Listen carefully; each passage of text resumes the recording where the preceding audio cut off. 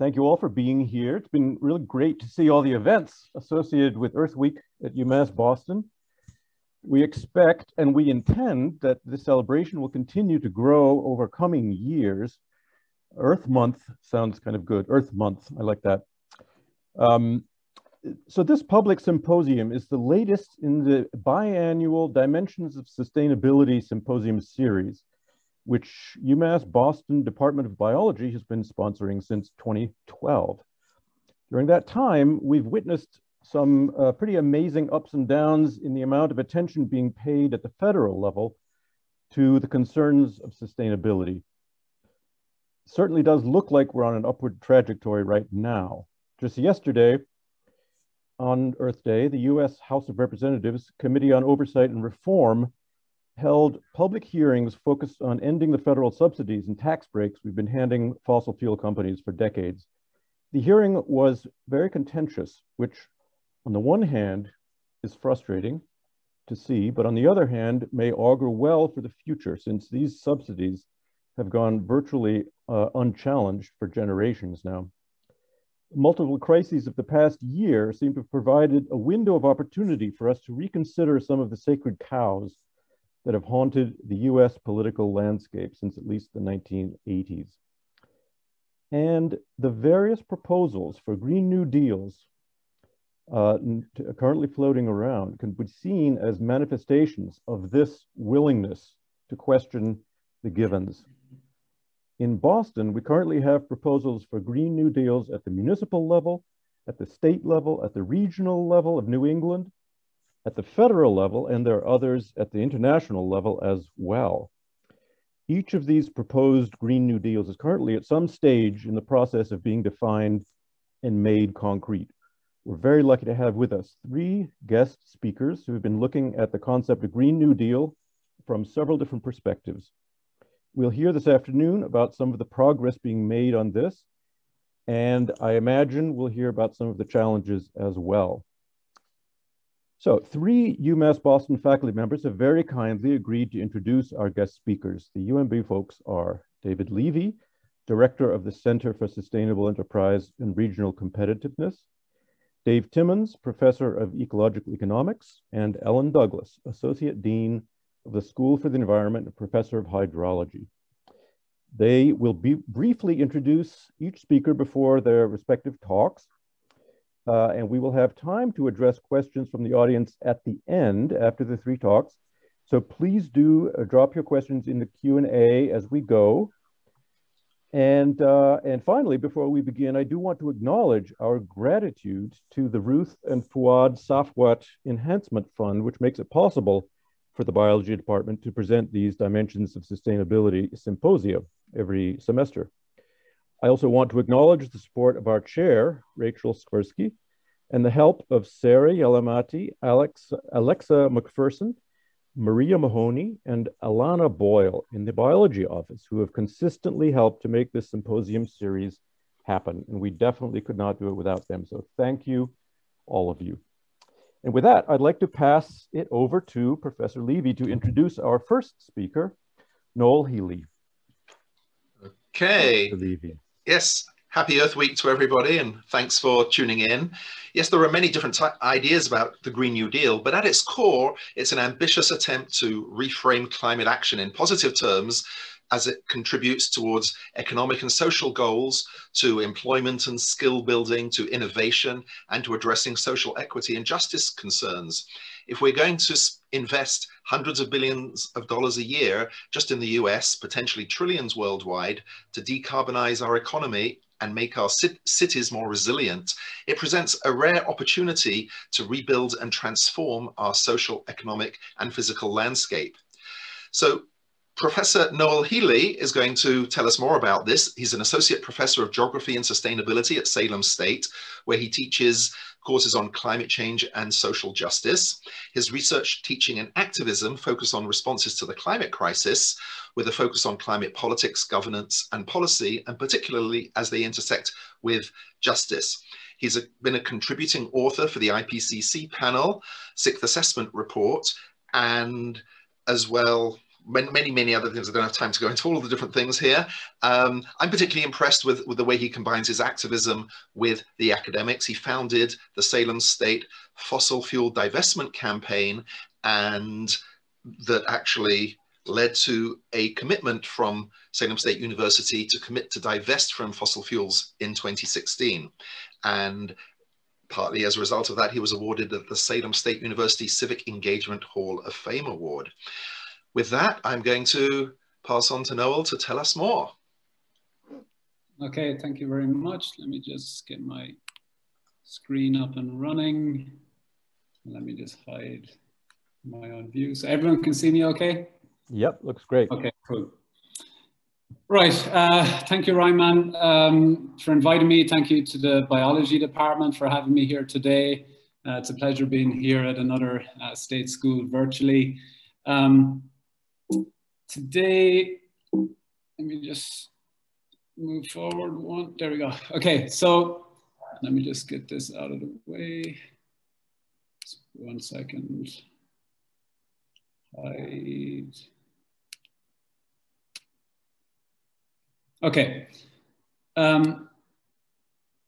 So over the last 2 years, we've seen an explosion of Green New Deal proposals across the globe, from South Korea to Spain to UK to the EU, and a sweep of Green New Deal-like proposals during the 2020 presidential election and beyond. As the Green New Deal discourse rises in popularity and shapes current and future climate and energy policies, tracing both its history and its future development is an important exercise. So today I'm going to talk or focus on 3 different areas. First, I'll briefly outline why we need a Green New Deal.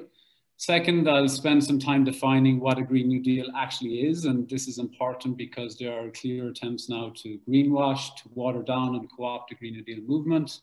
And third, I'll outline what a radical Green New Deal looks like in practice and why such configurations are necessary to meet 1.5 degree target. And throughout this, I'll offer commentary on President Biden's climate plans, outline some positive developments along with some critical gaps of which there are many. So first, so why do we need a Green New Deal? A little bit of background here.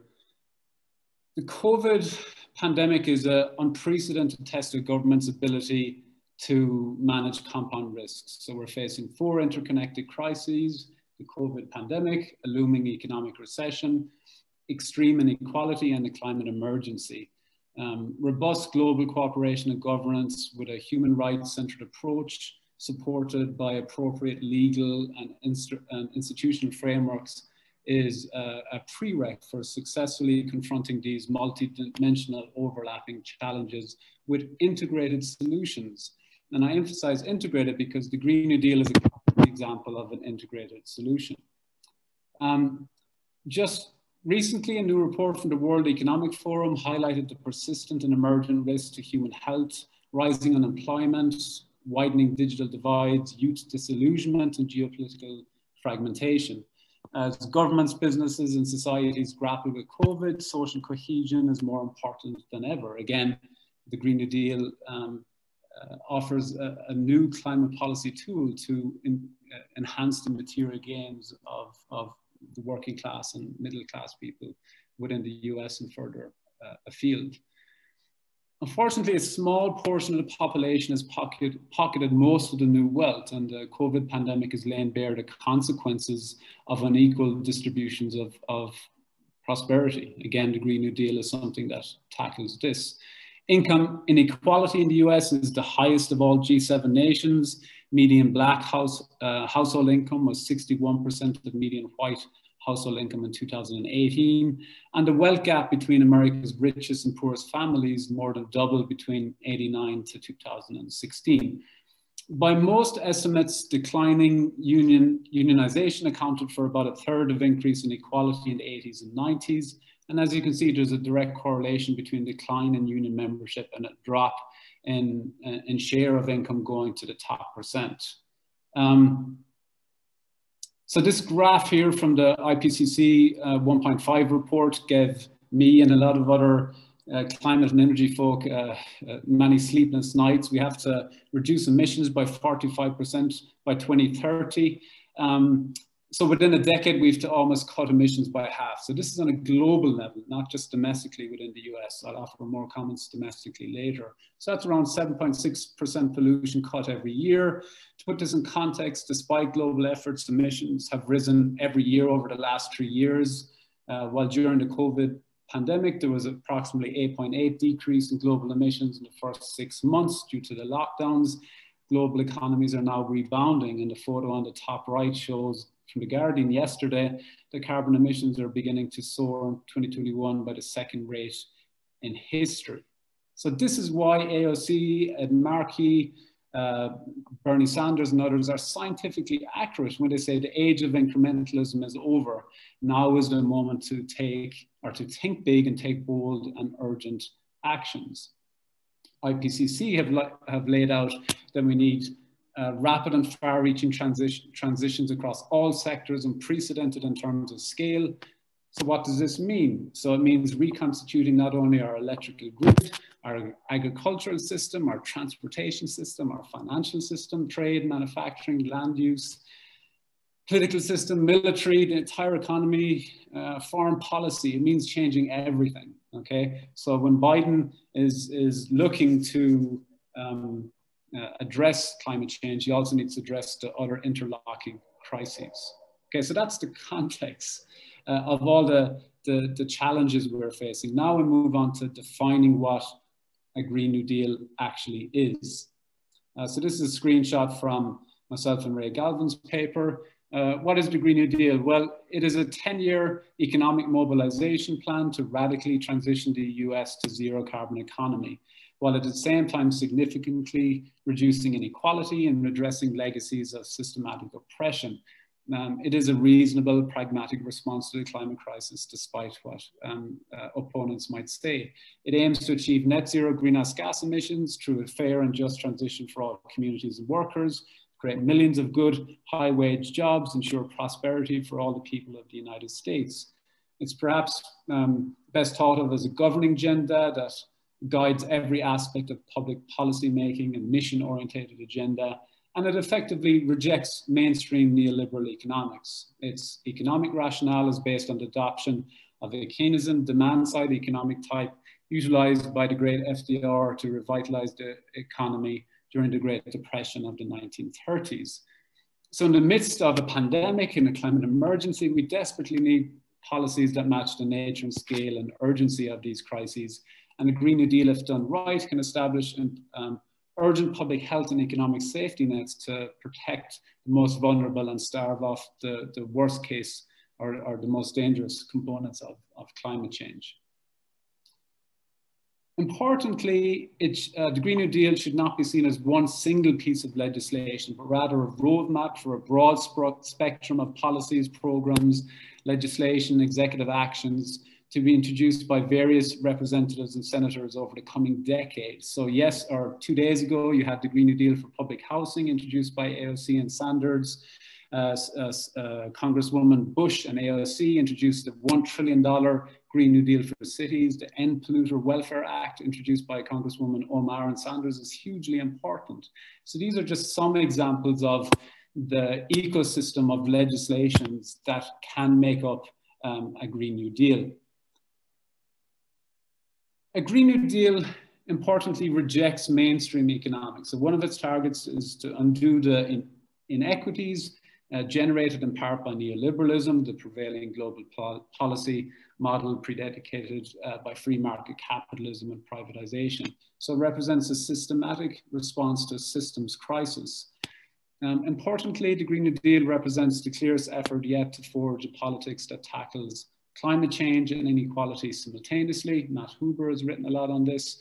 A green jobs program, for example, could break the jobs versus environment debate that has hindered acceptance of climate policies for decades.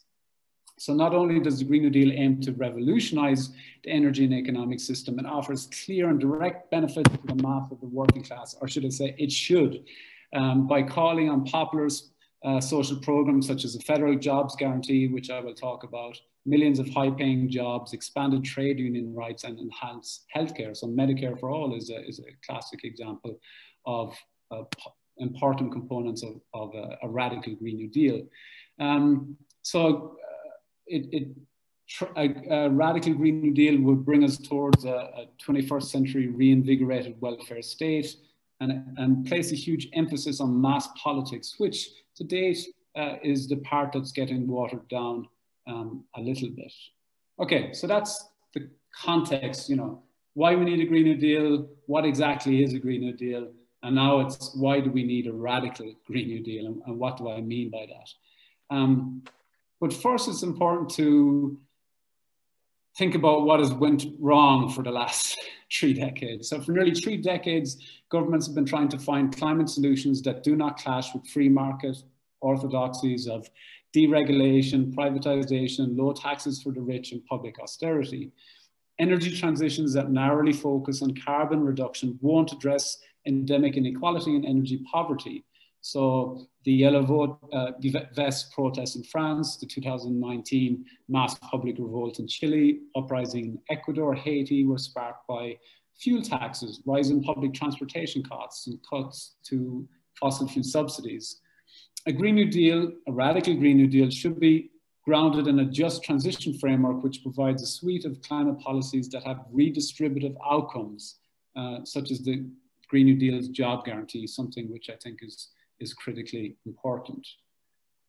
So myself and Ray Galvin from the University of Cambridge conducted a study on Bernie Sanders' $16.3 trillion Green New Deal. The graphic on the left is a summary article which Jewel wrote about our paper.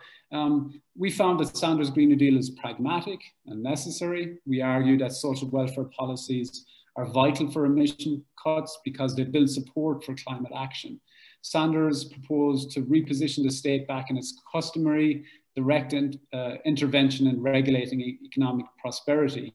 One part of Sanders' plan which didn't get the attention it deserved was its internationalist approach. He had a fair shares approach, which accounted for 161% emissions reduction. So by giving 200 billion or assigning 200 billion for low-income countries, he was able to address the US's responsibility or outsized responsibility for climate. Other important parts of Sanders' plan that didn't filter through in others was the public ownership, reinvigorated welfare state, litigation against fossil fuel industry, and was very strong in supply side climate policies, which I will talk about shortly as well. So it's important that we reground the Green New Deal by tracing its origins. So FDR didn't just fix the economy. Arguably, he saved democracy itself. The New Deal obviously had some problems in terms of race, but it offers a good example of what a Green New Deal could be modeled on. It was bigger than just a recovery program, and I think that's what many of us would like Biden to do, to move beyond just seeing this as a recovery program. You can trace the concept of a just transition at the end of World War II, when the government took steps to provide education, home loans, unemployment benefits to cushion the return of 16 million servicemen and women to civilian life. And a greater level of state intervention is needed, as only states can operate at the scale it is necessary to meet 1.5 degree target. So staying under 1.5 degrees is a colossal task, and it needs strong state intervention. Arguably, one of the most important components of the Green New Deal is the job guarantee. And a job guarantee attacks the core tenets of neoliberalism. A public sector job guarantee could serve as an ongoing shock absorber and a powerful tool for economic stabilization, tackle both unemployment and underemployment. For example, a smaller scale plan was introduced by Congresswoman Coleman and Omar. They introduced a workforce Promotion and Access Act. This called for the Department of Labour to establish a job guarantee for states, localities and tribal entities where the employment rate is greater than 10% or double the national unemployment rate. Public support for job guarantee has been high even before the current crisis, with approval ratings of up to 78% among US voters. Importantly, during the 2020 election, Bernie Sanders also mentioned a just transition for healthcare workers if a Medicare for All proposal came in. And that's the type of grand transformative thinking that we need. It's also really important to recognize care work. Limiting policies to formal employment will lead to omitting women workers in the informal and care economies, largely women, immigrants, and people of color. So care work is climate work, and that's something that's really important.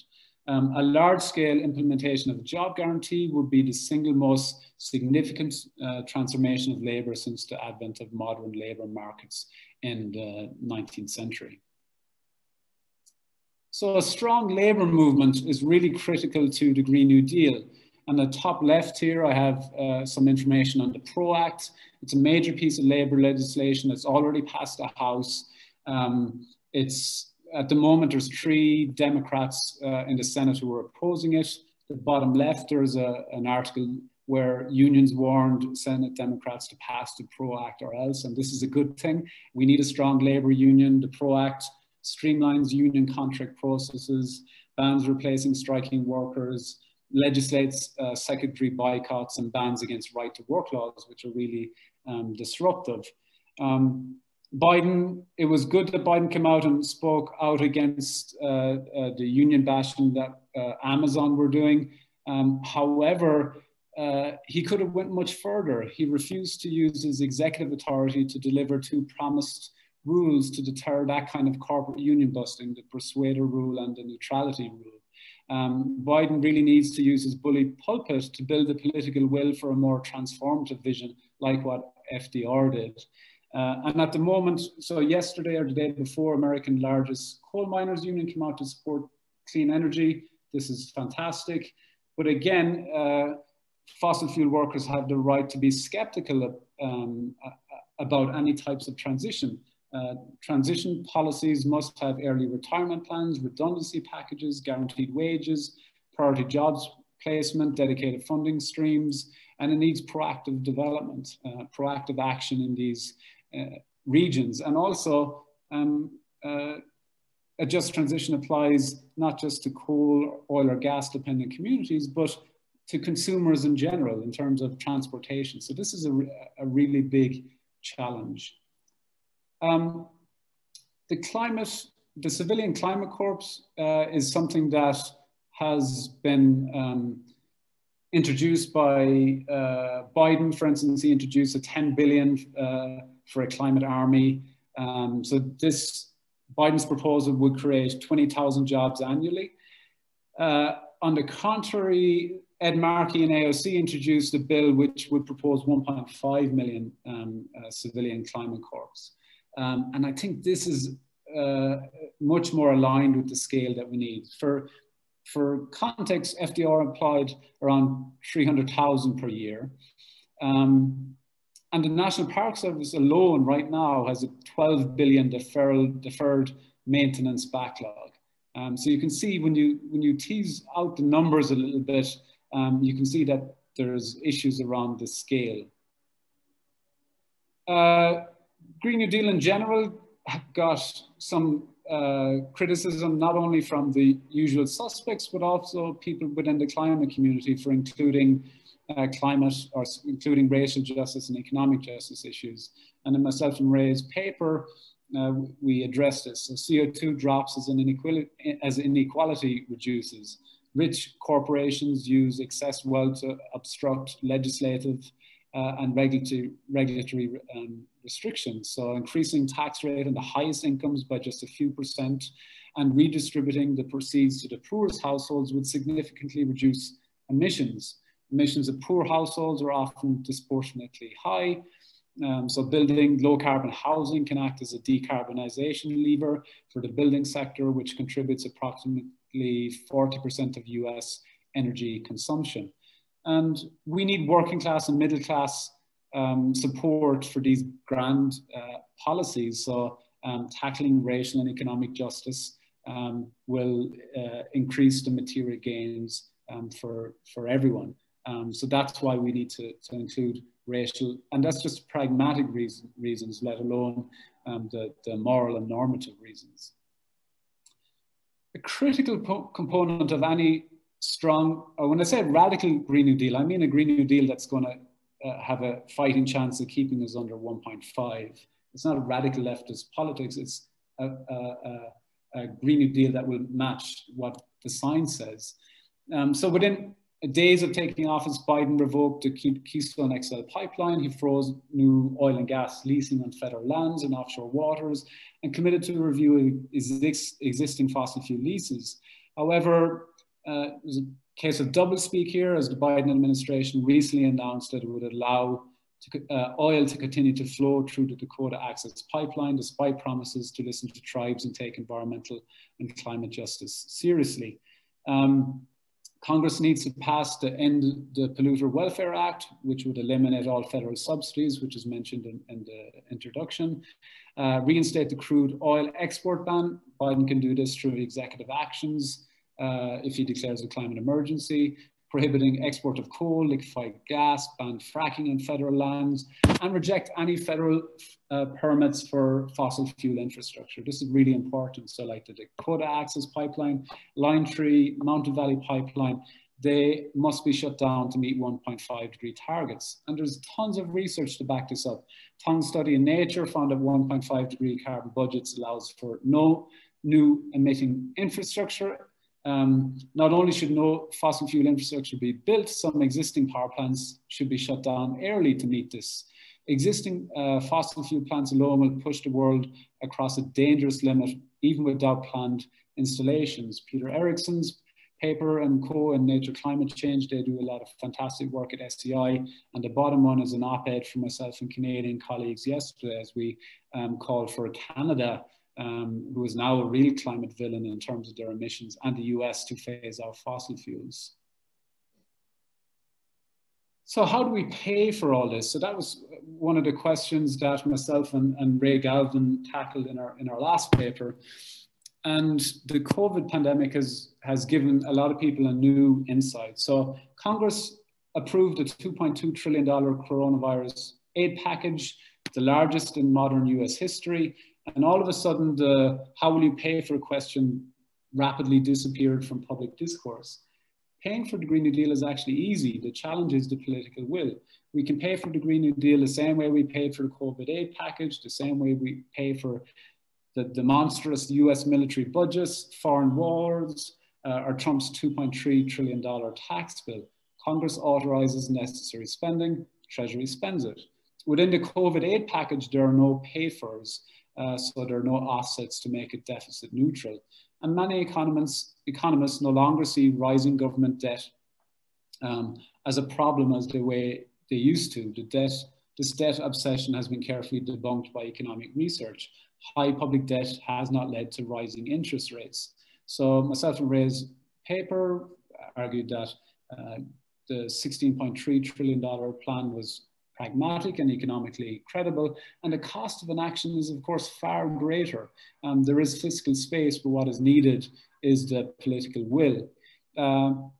And just about 2 months ago, progressives led by Ed Markey and Representative Dingell announced a $10 trillion counter-proposal to the White House plan, which is called a Thrive Agenda, which would pump $1 trillion per year into the green infrastructure and care economy. So it just shows that there are other plans out there that are much larger than Biden has actually proposed. So I just have 2 slides left, so I should be on time.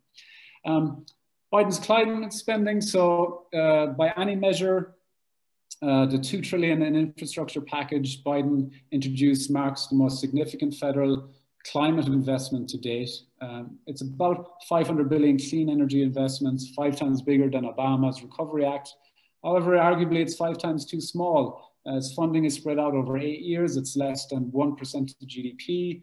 Many estimates call for 4 to 5% of GDP or nearly $1 trillion per year over 10 years to fully decarbonize the US. Biden's plan is also tied directly to revenue raising, or what DC folk call pay-for, so offsets or savings from other government programs.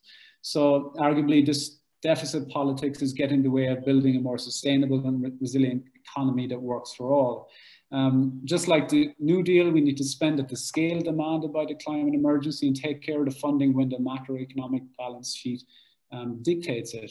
The investment in deep decarbonization will require multiple trillions of dollars, and neoclassical economic assumptions must be challenged. Maybe Biden is thinking about more big spending down the line, and I really hope so. And then onto my last slide. So yesterday at the Biden's climate summit, Biden announced pledges to slash greenhouse gas emissions 50 to 52% by 2030. So this is welcome on one hand, but realistically or scientifically, the US is the largest historical contributor to climate change. It has a responsibility and capacity to commit to a fair share target, which was introduced by many international development groups and EJ groups within the US and further afield. So 50% does not meet the US fair share of 195% reductions. So that would be 70% domestic reductions, 125 through international support. So like what Bernie Sanders did in his Green New Deal, he had 200 billion pegged for the Green Climate Fund. So yes, yesterday was welcome, but it really doesn't reflect the US being assuming any form of true climate leadership at the moment. And then to wrap up my talk, it's clear that markets cannot work alone. The Green New Deal is a long-term plan for political change. Emissions reduction is a deeply political project. Structural change has to be managed. Biden needs to use his bully pulpit more. Executive actions take on the fossil fuel industry. We need a massive reconfiguration of power, phasing out fossil fuels and technologies, targeted interventions in infrastructure, public services, urban and regional planning. Deficit spending is okay, and we can also tax the rich at the same time. Foreign policy has to change. Biden needs to move away from his protectionist views on renewables, setting up a new trade war with China. Climate change doesn't know its boundaries. Debt relief for the global south has to be a part of the international conversations. And finally, from all politics now are climate politics. This is really important. You can't segregate the crisis from any form of public policy making. So we certainly have a lot of challenges. There's a lot to be hopeful about. Biden is responsive to social movements, but we still have to move from taking steps to big leaps. Thank you. Thank you very much, Noel. Excellent introduction to an extremely complex set of themes and topics here. By the way, to the audience, please do put questions in the Q&A that is open for audience use, and we will address questions at the end. And looking forward to that part as well of the symposium. So, having introduced the concept of Green New Deal, we will now go ahead to look at some of the details. And Dave Timmons will introduce Jonathan Harris to do just that. Great, thank you, Reinmar. Our next speaker, as Reinmar said, is Jonathan Harris. He's the Senior Research Associate at the Global Development and Environment Institute at Tufts University, or GDE. His research, appropriate for today's topic, is on macroeconomics of global environmental issues. And he's focused especially on climate change these last few years. For example, he's the author of a book chapter called Green Keynesianism Beyond Standard Growth Paradigms, and a number of other publications. Jonathan has a PhD and master's degree in political economy from Boston University, as well as a BA in economics from Harvard. He is the past president of the U.S. Society for Ecological Economics, And in 2019, the Society awarded Jonathan the Herman Daly Award, which is given to recognize individuals who have connected ecological economic thinking to practical applications and implementation of solutions. This describes Jonathan's work very well. I've known Jonathan for several years. I feel like I know him best, though, through his textbooks and his other educational materials. He has an excellent textbook on environmental economics, and GDay publishes these educational modules, which are essentially chapter-length pieces on specific environmental and economic topics. And they're great. They're timely, they're accurate, they're free. So students all around the world use these modules. Students who would never be able to afford textbooks at US textbook prices are getting access to great material through Jonathan and GDay. I use these in my classes, and last weekend, for example, I was grading papers and every student referred to Jonathan Harris. So I feel like I hear from him in this indirect way all the time. Today's topic is getting to net zero carbon emissions. Can we do it? An answer that I am sure we all would like to know. Jonathan, please.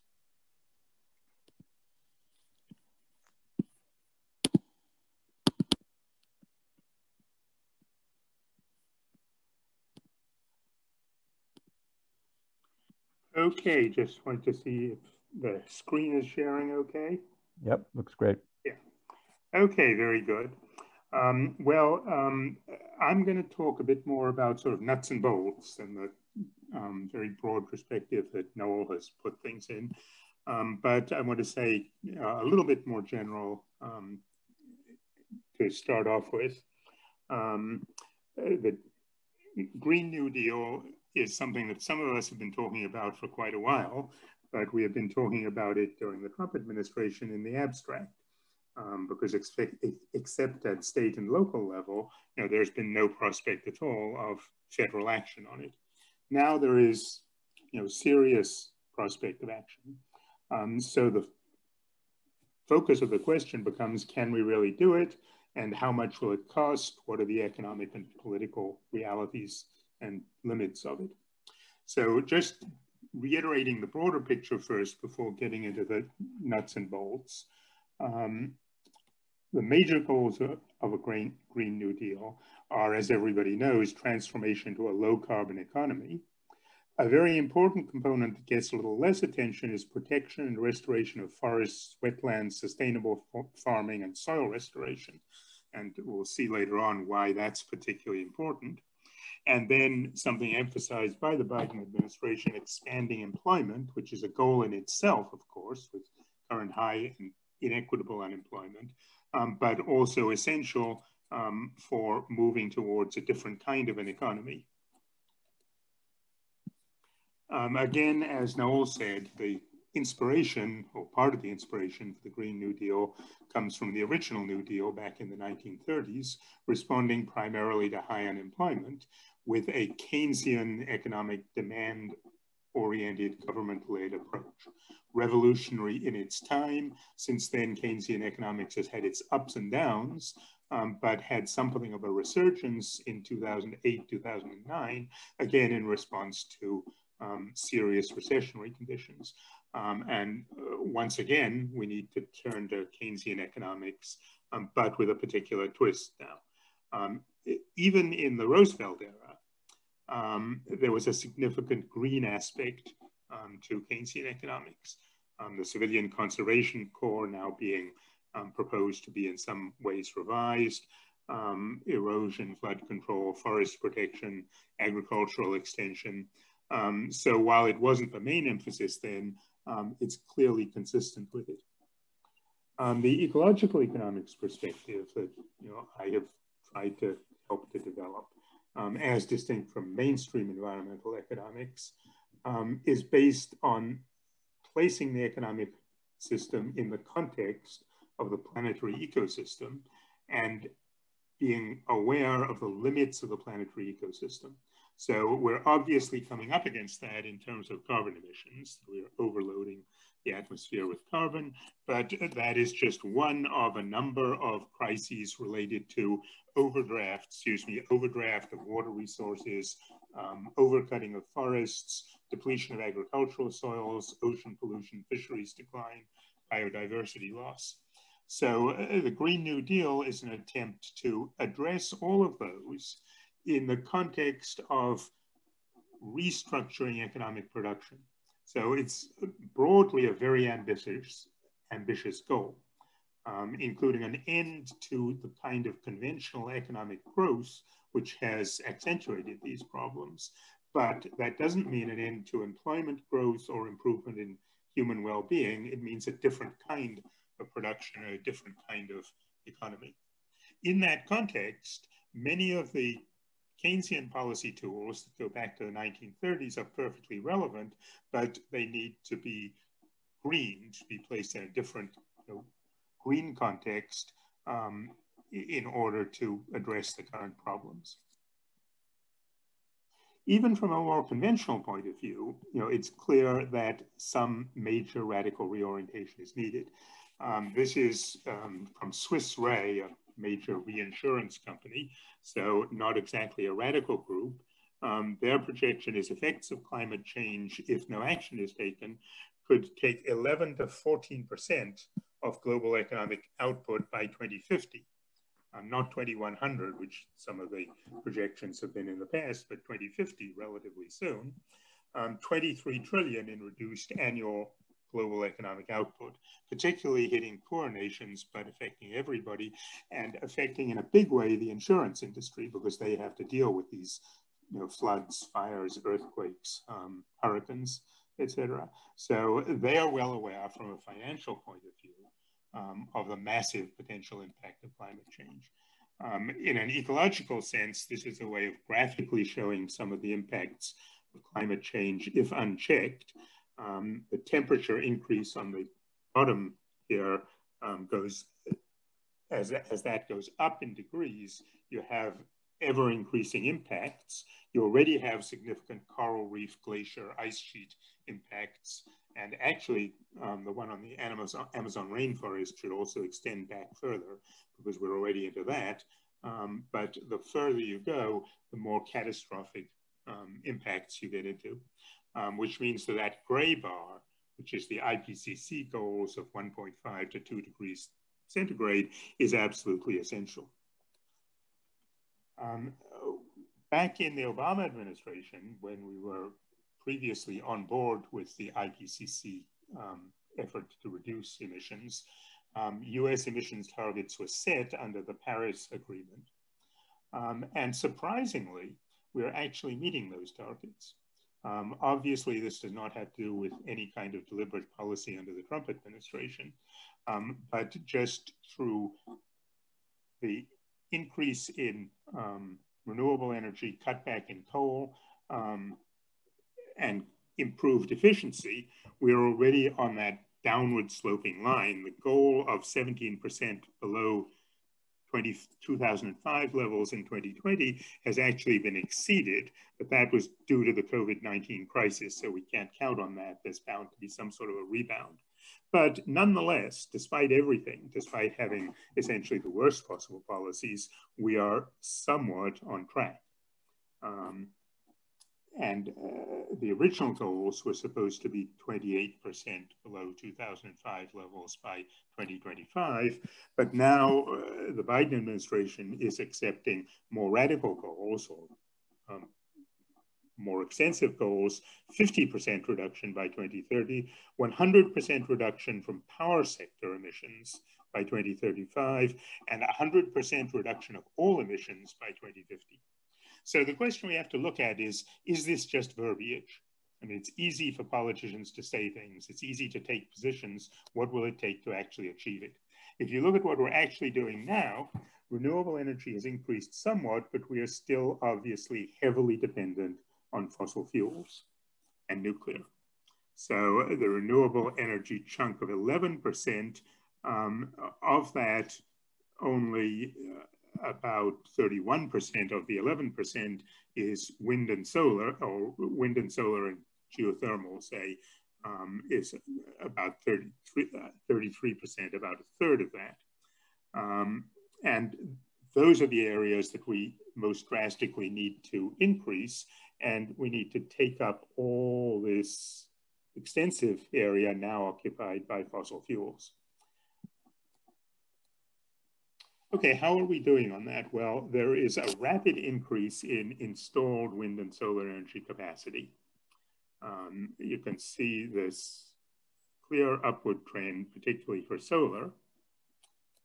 And according to the US Department of Energy projections, this is what was on the previous graph, the rise up to today, that increase is going to continue significantly, especially for solar.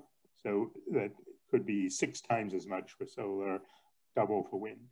Now, this is actually a conservative projection. It's what the Department of Energy calls a reference case. So that means without aggressive policies, that we should see an increase in renewables in the power sector like this, at least doubling.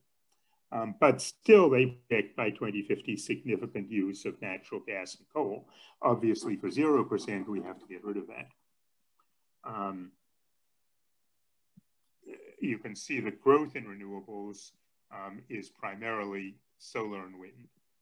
To some extent, some other renewables, but primarily solar and wind growth. Okay, on a global scale, this is also happening. And the key to this increase in installed capacity for wind and for solar is the falling cost, particularly dramatically falling cost here. This means that wind and solar without subsidies are now the cheapest approach throughout the world, and account for something like 70% of installed capacity, both in the US, of new installed capacity, both in the US and worldwide. So that gives us something to be hopeful about, that the economics, apart from policy, are shifting significantly in favor of renewables. Has to shift significantly further than the Department of Energy's base projections, but we're on the way somewhat. A good article in the New York Times summarized sort of big changes that need to be made if we're going to go beyond the current trends. We had 42 gigawatts of new wind and solar installed in 2020, a record, but that would need to nearly double and be maintained over the next decade. The electric grid also needs significant expansion and upgrading and improvement to be able to handle that large amount of wind and solar power. You need electrification because it's easier to change over renewable power, wind and solar, than it is to substitute for fuels. So to substitute for oil as fuel use, you need electrification of vehicles. Currently, only a small percent of new sales in the US, but at least 50% of new cars would need to be electrical. Home heating, efficient electric heat pumps, close down almost all remaining coal-burning power plants. And then controversially, carbon capture and storage and systems based on hydrogen, which are not yet economically viable. Okay, again, question, can we achieve this? Well, global sales of plug-in electrics, going again significantly rapidly up. Norway is a good example of what can be done with deliberate policy. They now have more than half of all cars sold in Norway are battery electric vehicles. The market share overall is over 50%. And gasoline cars, which as late as 2015 had a combined market share of 71%, now have just 17%. So that's a rapid turnover based on tax incentives and deliberate policy. This is the kind of thing that can be done. Norway shows it can be done in practice and needs to be done. Okay, suppose we can improve there. Suppose we can move much more rapidly to deploy renewables, electrification. Then the other sleeper here is energy efficiency. That nearly half of the job needs to be done by energy efficiency, what I call lowering the ceiling. In other words, so long as total energy demand is expanding, then expanding those renewables is not going to help you all that much because you're still going to have the fossil fuels in there. What you have to do is reduce the total demand at the same time as you raise the floor of renewable supply to squeeze the fossil fuel down to zero. The good news is this is possible and it's cheap, that energy efficiency, as we'll see a little more specifically in a minute, that energy efficiency potential is enormous, so that cutting current energy use by 50% is not at all unreasonable. Then another major component is the potential of forests, land use, and agriculture. Currently, forests and land use are saving us from even more disastrous climate change by removing about a third, close to a third of our anthropogenic emissions, but they could do twice as much. What the trick is to let forests grow, protect forests, expand forests, allow primary forests to not be cut, secondary forests to grow, and halting destructive land use changes. If that was really done globally, that would almost close the gap between emissions and removal rates, as it would almost get us to net zero. So that's a huge job, but the potential there is enormous. Similarly, in soils, the potential is enormous. Global soils now contain 2 to 3 times more carbon than the atmosphere, and the French 4 per 1,000 program has proposed trying to increase soil absorption by 0.4%, 4 per 1,000, both to improve soil quality and to absorb carbon dioxide from the atmosphere. Again, in theory, if that were done globally, that would take up a very significant chunk of the current industrial emissions. So if we could both reduce the industrial emissions and do the soils and forests stuff, then we could get to negative net emissions. So the potential is there. Okay, what about the costs? Will it be extremely costly? Well, one of the things that I think is a little troubling about some of the Green New Deal proposals is that they have quickly been associated with price tags going up into the tens of trillions of dollars. And this worries people. You know, they say, well, why will I have to pay for that? Will my taxes go up? Now, while I don't disagree with what Noel was saying about the need ultimately for trillions of dollars of investment, there's an important standard economic principle of increasing marginal costs, which says that as you start, it's cheaper. And in fact, a study by McKinsey and Company, again, a mainstream, not radical group, found that the costs of abating up to a third of total emissions are negative. And then as you go on to the next third, the cost is relatively low. So a lot of this, as I was saying earlier, has to do with efficiency. Efficiency can be done cheaply, easily, and in theory, we should be doing it right now because we would save money. It would be economically efficient to do, it would be economically effective to do, even if it had no climate benefit. So there's a huge amount that can be done at low or even negative cost from an economic point of view. Then as you move towards more ambitious, the cost goes up a little bit. There's a little cost, but less than $20 per ton of CO2, which is less than, say, the European Union carbon price now, so not very much.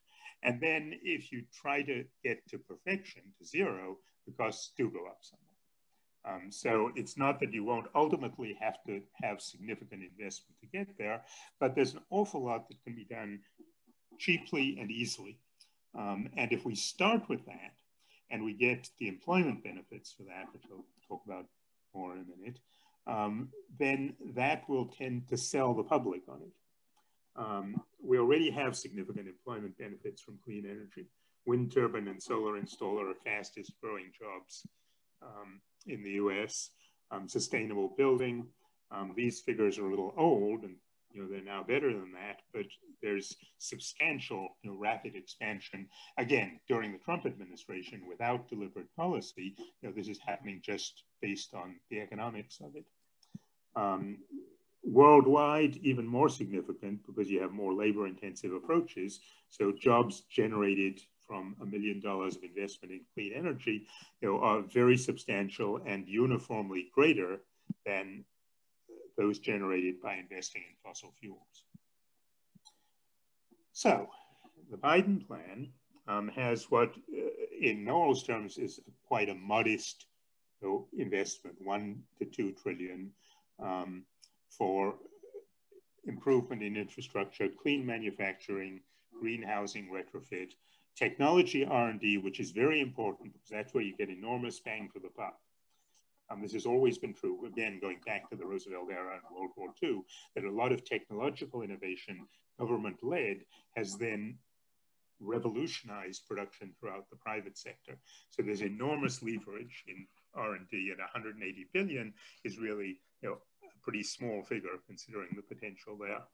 Water infrastructure, very important, and workforce development, including dealing with displaced fossil fuel workers.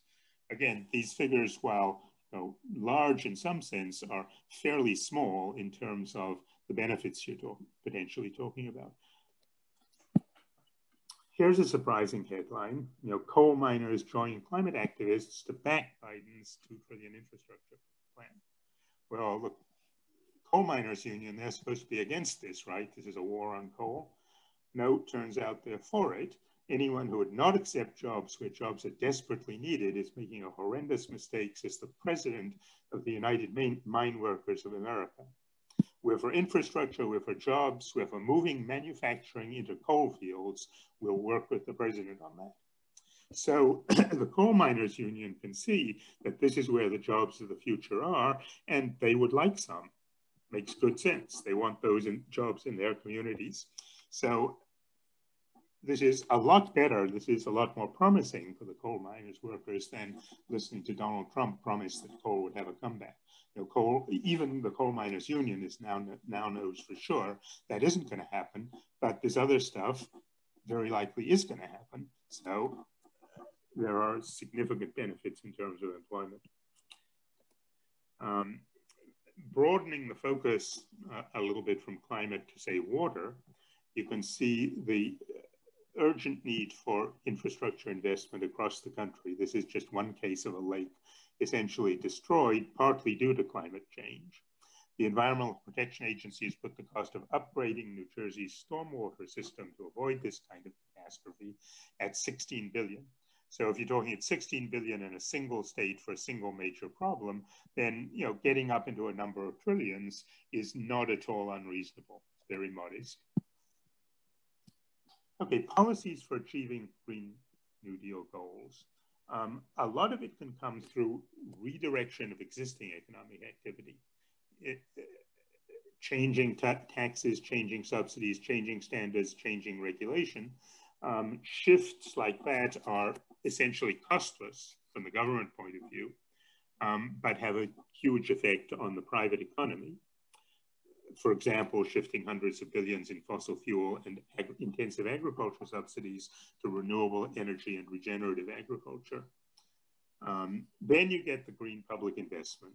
And this is where there is a significant bill, but you get, as I say, enormous payback, not just in terms of climate, but in terms of employment and general revitalization of the economy and employment creation. So there's still a cost. How do you finance it? Well, the Biden plan calls specifically for corporate taxes, which seems fine. When this specific proposal for increasing corporate taxes was put out a couple of days ago, the stock market fell about 1%, and then it bounced right back again. So the private market is not deeply concerned about higher corporate taxes, not going to destroy the economy. Closing loopholes, something we've been talking about forever, which can bring in many billions of revenue at no economic cost and economic benefit because the loopholes are inefficient.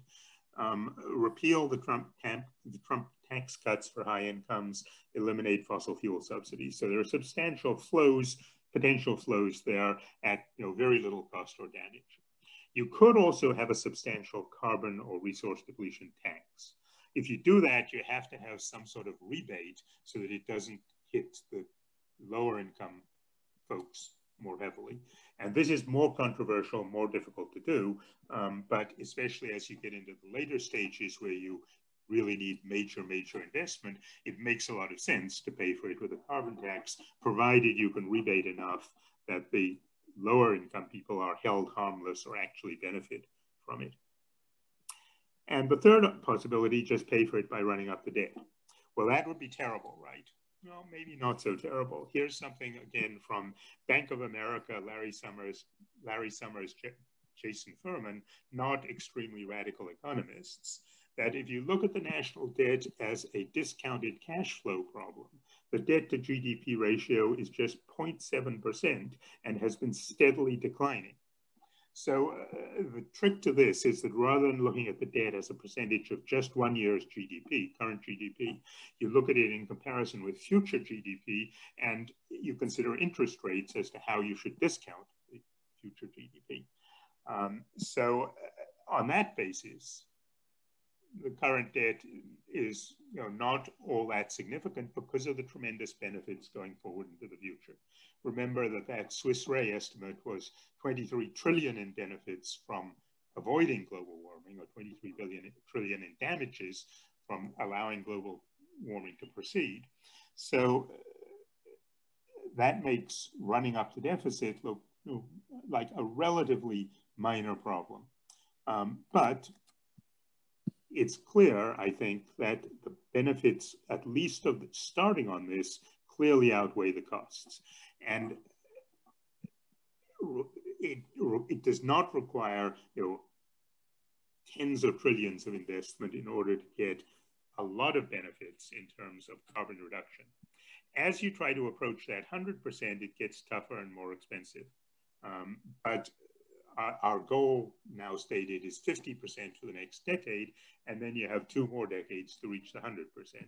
And in that time, you also have the potential positive effects of that research and development investment, which can significantly improve the picture beyond what it is now in terms of the competitiveness of renewable energy.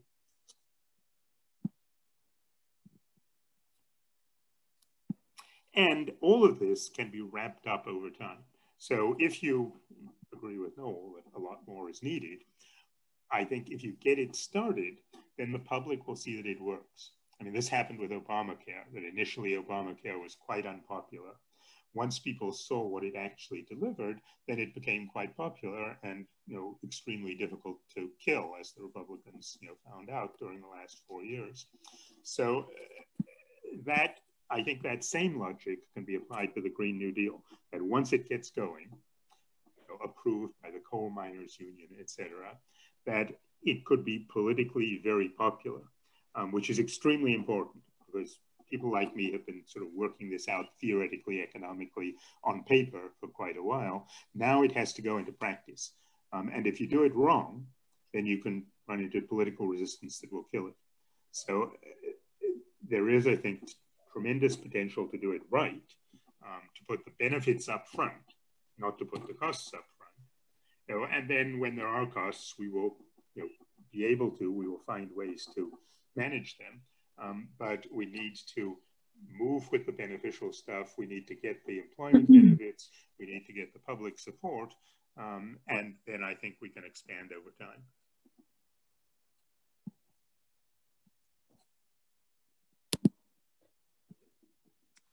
Okay, well, thank you very much, Jonathan Harris. Lots of detail there. Very, very interesting and nice combination with Noel's introduction of the Green New Deal, thinking about how to put some meat on the skeleton there. Very good. So let us move ahead. Again, for the audience, questions are welcome.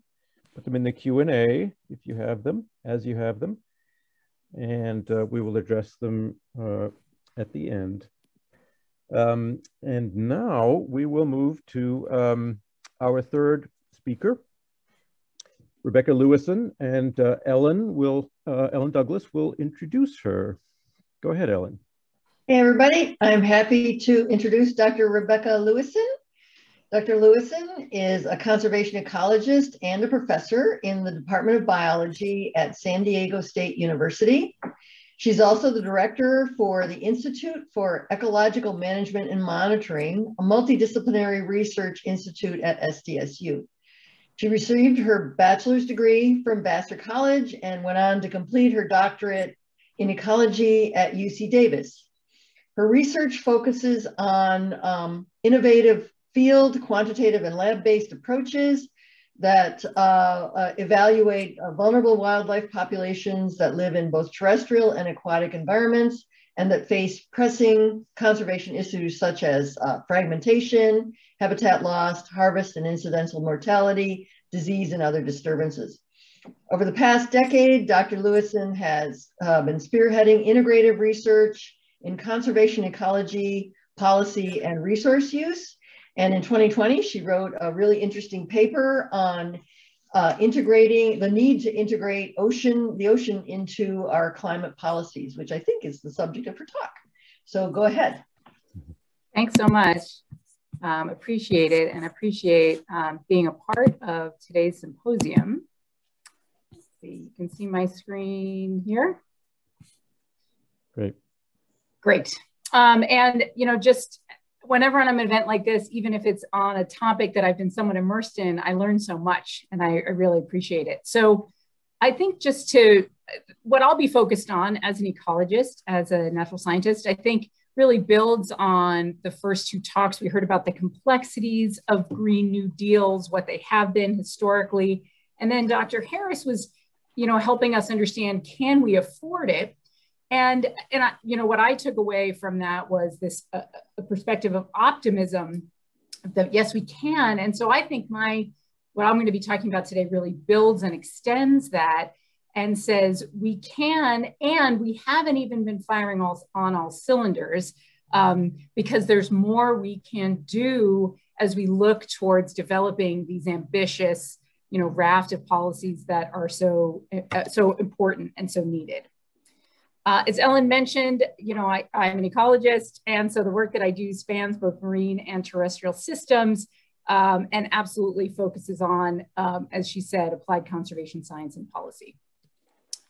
So when my colleagues and I were first diving into this, you know, the perspective that we were coming from was we were at a small event for people who were working on West Coast ocean issues.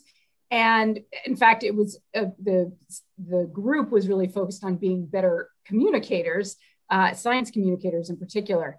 And we were talking about the blue economy, since many of us were working on topics that were really related to this. So the topics that you see in the infographic, as well as coastal restoration, aquaculture, and tribal resource use and access. And to tie this to something that Dr. Harris was talking about, I think when we talk about the blue economy, we're taking this ecological economic perspective because it's thinking about sustainable use of ocean resources, if it's the blue economy. It's talking about economic growth, improved livelihoods and jobs, but within this context of a healthy, sustainable ocean. When we talk about the blue economy, we're recognizing that the ocean is critical to economic health as well as ecological health, right? 80% of all merchandise goes through maritime, you know, uses maritime transport. Fisheries generate something on the order of, here it says 270 billion into global economics. Tourism is an important element of national revenue and economy, and renewable energy in the ocean is a burgeoning sector. So this idea that long-term benefits or taking a blue economy or an ecological economic approach when we think about the ocean used to be something that was really sort of in the domain of developing countries, but it's really been the focus for developed countries now as an approach of how we can align economic growth and ecological sustainability. And so, of course, within this framing, we can start thinking about SDGs, the UN Sustainable Development Goals, these 17 goals that were adopted in 2015 as part of the 2030 Agenda for Sustainable Development. So again, again, linking back to what Dr. Harris was just talking about, when we think about the blue economy or think about ecological economics, in essence, what we're doing is trying to decouple how we think about socioeconomic development and separating that from environmental degradation. This concept of Green New Deals, this concept of these climate policies that allow for climate readiness, survival in the face of climate change, is taking the idea that economies can have regenerative, restorative activities, right, that enhance human health, well-being, environmental, social justice, food security, as well as livelihoods, and as well as a sustainable environment. A picture you saw earlier in Dr. Healy's talk, right after we had this meeting of this group of ocean scientists, Senators Ocasio-Cortez and Markey proposed HR 109, which again, as Dr. Harris was talking about, this is a conversation about these types of policies, whether they've been called Green New Deals or not, that has been going on. It reignited that conversation. And adding to that momentum to this revisioning of sustainable development, particularly in the US. And as we heard, you know, this is something that many countries are also pursuing. The paper that Ellen was talking about takes a very US focused perspective. We are all scientists from the US. But I think this rebalancing of how we consider economic growth within this context of climate change is obviously where these kind of critical conversations. So where we come in as this group of ocean and other types of scientists was to add our voices to the growing number of people working, particularly from, again, from ocean research, and people who are working on ocean research as it relates to the changes in the physical environment, how climate change is physically changing the ocean, how climate change is biologically changing the ocean, right? This is a species, how species distribution models are changing, how resource use is responding to both the physical and the biological changes. And wanting to change the narrative. And some of that narrative we heard today, which is that this is largely a terrestrial problem. And in fact, this is an Earth problem, right? When we think about climate change. And so the solutions need to come from that larger perspective. And so particularly when we think about the ocean, we sort of have a couple when we think about the ocean and climate change, we have a couple narratives. One, we have this narrative of the ocean as an aggressor. So here seen as like the ocean taking over a city through sea level rise or inundating a city, or the ocean as a victim, as we see with coral bleaching, also a side effect from climate change and changing temperatures. And what folks who've been working in ocean research, again, in this realm of climate change, are wanting to cast the ocean in a new light. Recognizing that the ocean is in fact integral to climate solutions and to a sustainable climate future. Now, I'm calling this a new light or a new narrative, but it's really not new at all, because ocean scientists, this is a graphic that came from Noel, but ocean scientists have been talking about how oceans are integral to climate regulation, climate adaptation, climate changes in the scientific literature for quite some time. Right? We know that the Earth's climate is really driven by interactions within and between the ocean, the atmosphere, and land masses. We know that the ocean acts, what we're seeing here is this heat distribution pump that moves huge volumes of warm water and air across the globe, and that it drives, the climate that we experience, the ocean is really central to that. We also have very established science as early as 2004, and then more recently in a paper in 2019, that helps us understand that the ocean has helped regulate climate through its immense capacity to store heat and gas, including CO2. So we know that over the past roughly 2 decades, the ocean has absorbed around 34 billion metric tons. That's about 30% of carbon from fossil fuels. And there's ongoing science on how to increase the ocean's capacity to store carbon without impacting negatively biodiversity and without contributing to the effects of ocean acidification. So is it a new narrative? No, because, you know, as early as 2012, there was, this is an article, an important one that came out in a climate policy that was talking about why is it important to consider oceans when we think about, you know, ambitious climate change policy, which certainly the Green New Deal is. Recognizing, I mean, the spoiler here is yes, the ocean has been undervalued as we consider these types of policies. And then what can we do to address it? So again, my colleagues and I were really joining a conversation. But what we were trying to do is push that conversation out of the scientific literature and more into sort of mainstream conversations about what was happening, particularly in the United States. So, but has also been a conversation at the UN and UNEP, absolutely in the scientific, you know, in scientific literature in the body of science here, as well as on blogs and social media. And I would say what lit the fire for us and many others was this emergence of another New Deal, a Blue New Deal. So the phrase Blue New Deal came up during CNN's town hall on climate change with the Democratic presidential candidates. This is September 2019. And a fisherman asked a question with all of the focus that's you know, protecting land from global warming. What about 70% of the earth that is not a landmass, that's ocean? Do we need a Blue New Deal to protect the ocean? And Elizabeth Warren was very excited. She said, I like that. He's got it exactly right. We need a Blue New Deal.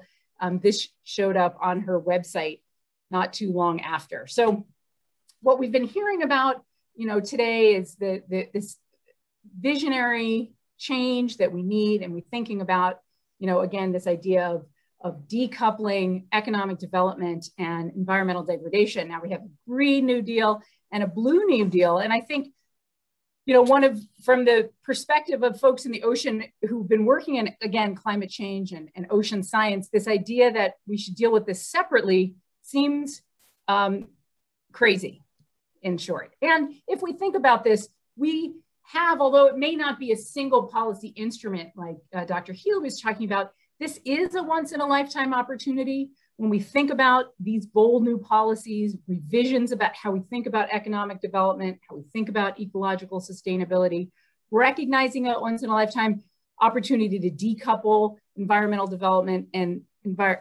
economic development and environmental degradation, remaking an economy so it works for everyone, so it addresses social and environmental justice and all the issues that we've been talking about so far. I think from our perspective in the words of the immortal Lin-Manuel Miranda, we cannot throw away our shot on this.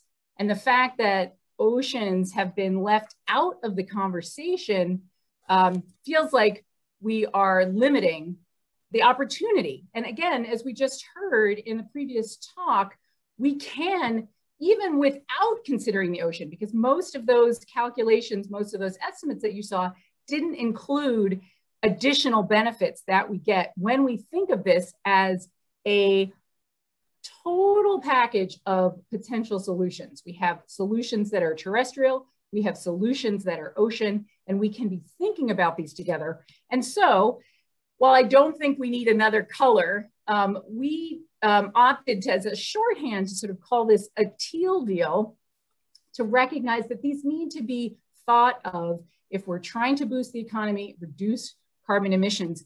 We would be crazy not to be thinking about this in a broader way, not to be thinking about this together, where we have terrestrial solutions and marine or ocean-based solutions that are meeting the same goals, and in many cases, analogs of each other that also have this potential to amplify what we're doing in one of those domains. So the idea of how we can meet those global targets, which we were just hearing, we can afford and we can meet, we can do even better in terms of reducing and mitigating emissions or adapting to climate change while supporting sustainable and equitable economies by linking the solutions on land to linking on the solutions on the ocean.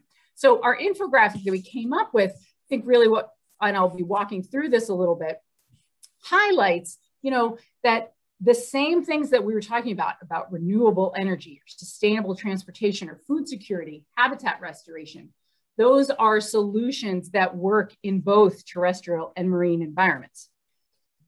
I am not an economist, but when we talked about this, we thought one of the reasons it was important to recognize that we can, the portfolio theory that is now developed in 1952 is just a way of recognizing that if we can diversify a solution set, we can reduce risk and increase our return on investment. So in this case, our solution set is how we can increase flexibility by including both terrestrial and ocean solutions to climate change. We have more nimbleness, a greater ability to respond, and most importantly, how are we going to deal with uncertainty? This is one of our, from a scientific perspective, something that we struggle with a tremendous amount since we have so much uncertainty in what is going to happen. Being able to broaden that solution set is absolutely, a critical point in how we ensure that our policy instruments can be nimble and flexible and allow us to respond in a way that we will need to, given how the climate is going to change. So I'm just going to walk through some of what we see or we proposed as, again, this is very much coming from a ecological and environmental perspective. But as I talk about each of these, I do want to highlight the fact that in each of these merging of how we think about renewable energy or habitat restoration, we're talking about jobs, we are talking about livelihoods, and I think baked within there is the capacity to also tackle the other parts of the Green New Deal that are so important that we heard particularly Dr. Healy talking about access, environmental justice, social justice, and really reframing sort of how some of the inequality that it currently exists in our current economic structures. So when we think about oceans, when we think about renewables, we don't necessarily, unless you happen to be working in this, think of offshore, but of course, ocean winds and waves and currents represent a massive source of clean energy that can reduce greenhouse gas emissions and meet electrical demand, the demand for electricity, and of course, generate jobs. This graph is really just to drive home the fact that, offshore winds, when we think about some of the challenges with some of the renewables, it's when the energy is available and are they available at peak energy times, that is in the morning and the evening. Obviously, here's where that coupled approach seems to be so important because offshore winds are not, as we see here, sensitive to these changes that don't meet peak demand. So here's an opportunity how there's an amplification of renewables on land, how that can be leveraged and supported by offshore renewables. The other important thing to think about when we're thinking about oceans, it's easy to start thinking, well, this is all going to be supporting coastal communities or what happens on the coast. But in fact, in all of these examples, the economic benefits go way beyond the coast. Of course, there will be, as offshore renewables, renewable energy investments and development and technology increases, there will be jobs in those areas, but the wind energy manufacturing facilities for wind are not at the coast, right? They're in places like North Dakota or Arkansas or Kansas.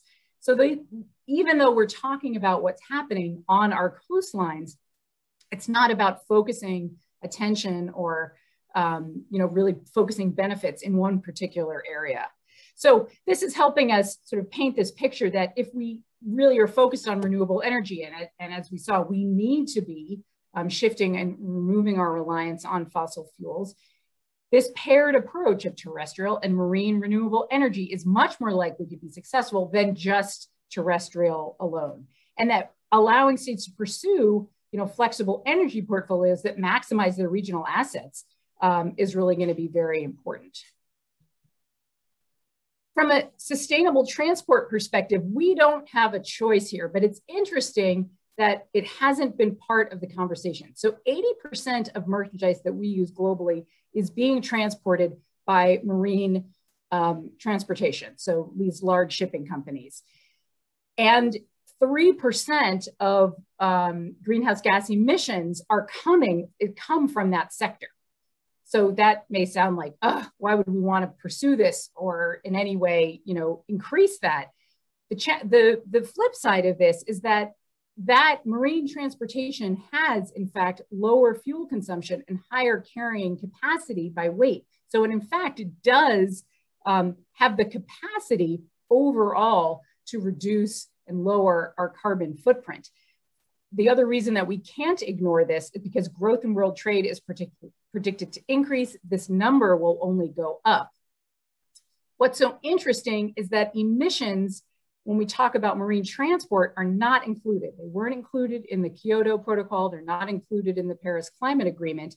And yet we have already, there's been a raft of reviews that have already shown that marine transportation emissions can be reduced by more than 75% just using the tech we have currently available.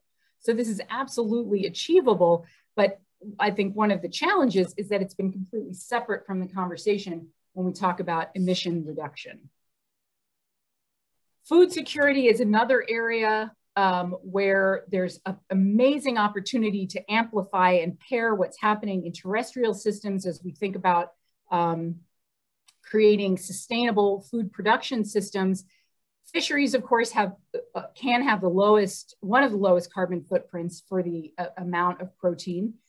There is a tremendous opportunity for aquaculture, and I put seaweed here in parentheses because if you follow, seaweed, or if you're a fan of seaweed, you know that there's a tremendous capacity for seaweed to serve as food, for carbon drawdown.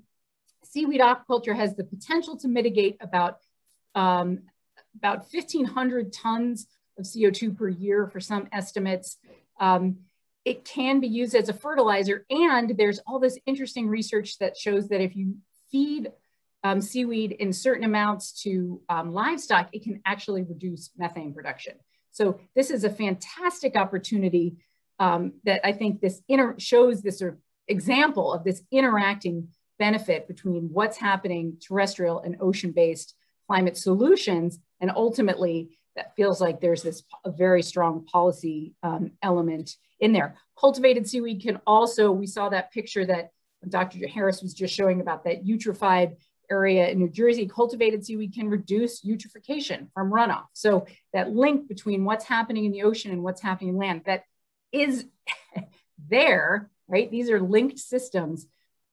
This is a really fantastic example of how we can benefit and amplify those benefits across both terrestrial and ocean systems. We hear a lot about habitat restoration, like the RED programs, the reducing emissions through decreased forestation, or RED+. It turns out that investment in habitat restoration in nature-based infrastructure in coastal habitats like mangroves or tidal wetlands or kelp forests or seagrass can actually have 3 times more carbon storage than terrestrial sources. Coastal restoration is also critical. We were just hearing about the quote that Dr. Harris gave from the insurance company. There's been a lot of work to calculate from one storm in the mid-Atlantic, the price tag was like $625 million. Coastal restoration saves, that money, saves taxpayer money, and again, brings jobs inland. It's not just about bringing money to the coast. So the American Recovery and Reinvestment Act, right, in 2009, that was part of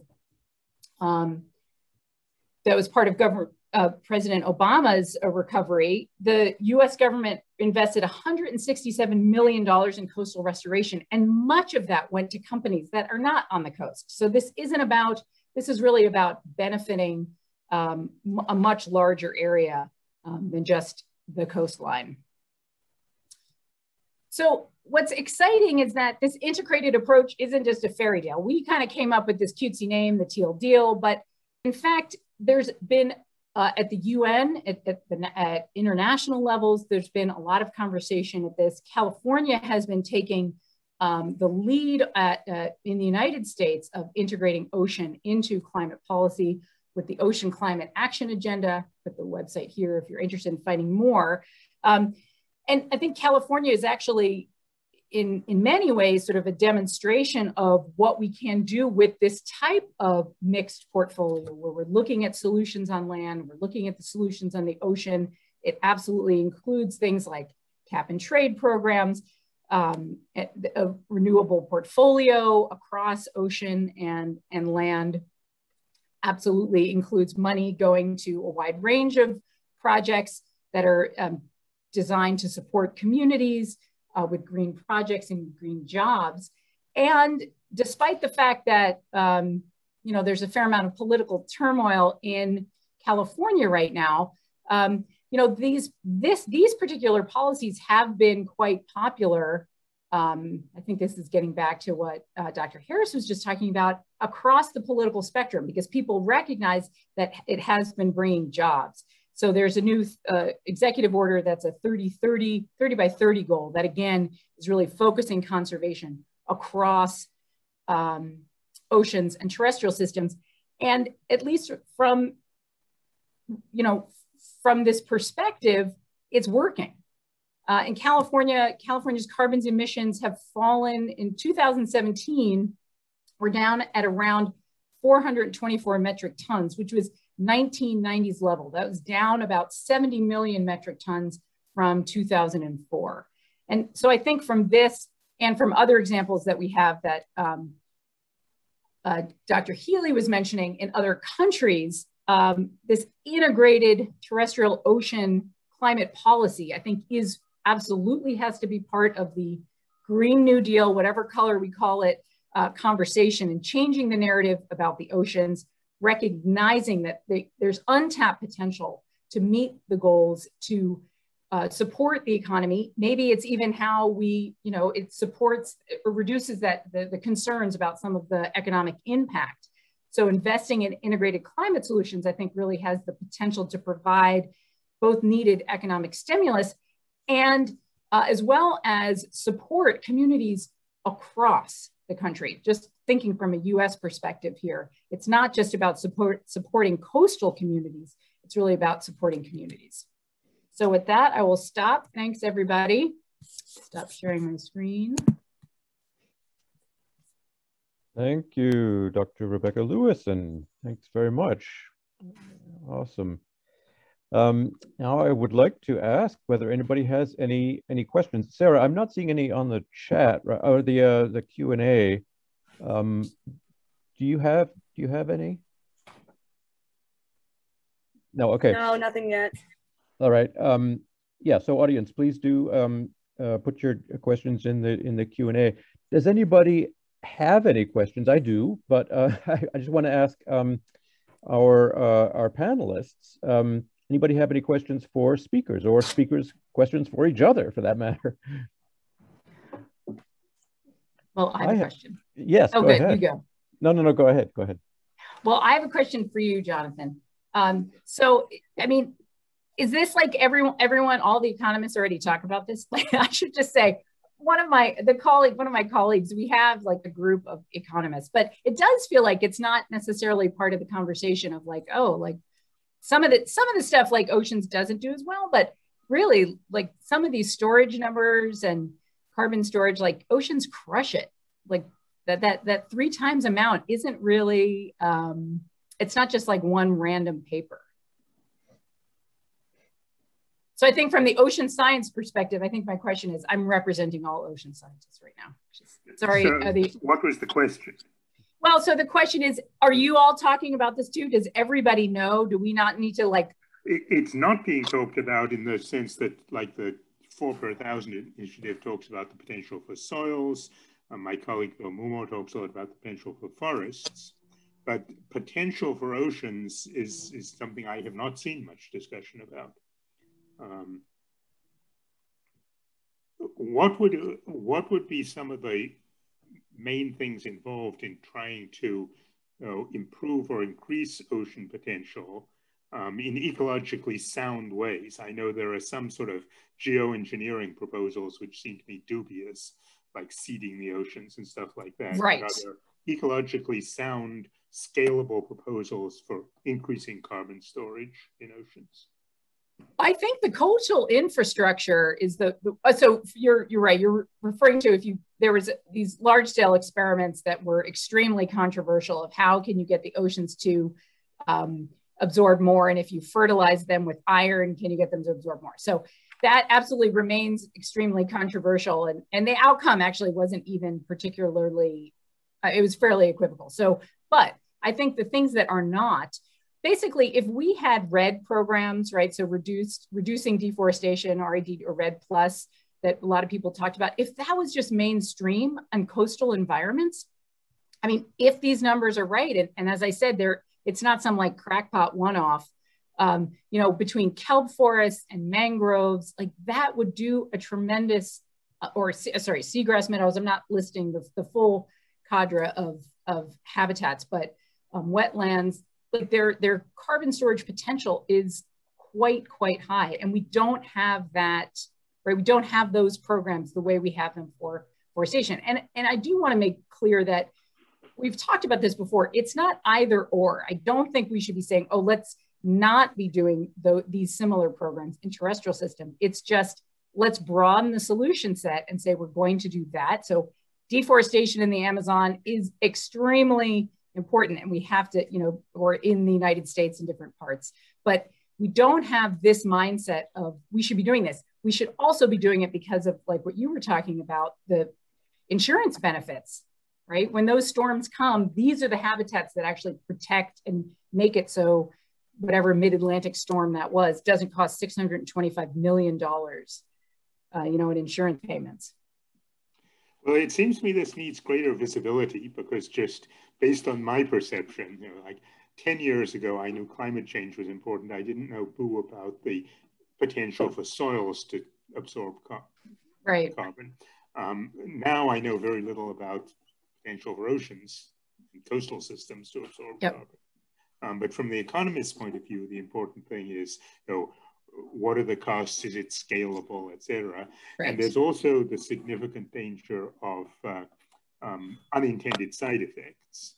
In other words, if somebody says, well, seaweed is good for feed, then maybe if we go out there and harvest all the seaweed, we'll destroy the ocean ecosystem. So, right. You know, how to go about it would be extremely important too, I think.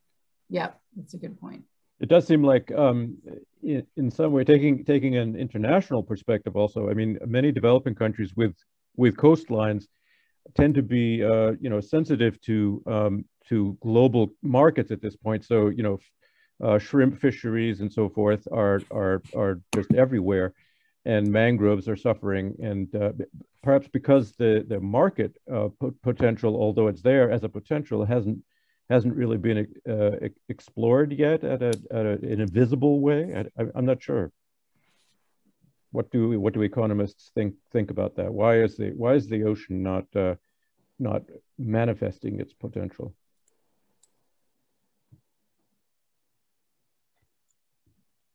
Noel, what do you think?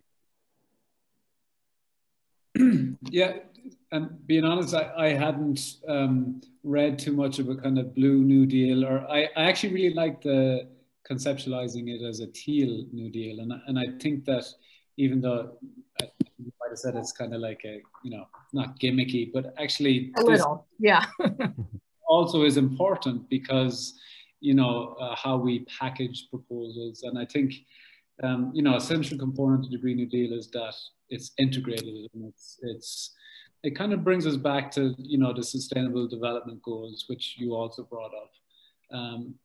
But this time it actually is asking us to, you know, to deal with all the different components in a integrated way. I haven't seen much mentions of blue New Deals on the international level, but there probably do exist in different silos and different literatures as well. I think it's, as Jonathan says, it's probably like soils a few years ago. and probably in 4 or 5 years' time will be there'll be a more central mainstream part of the climate discourse. I think there has been some work on Blue New Deal in Europe, isn't that right, Rebecca?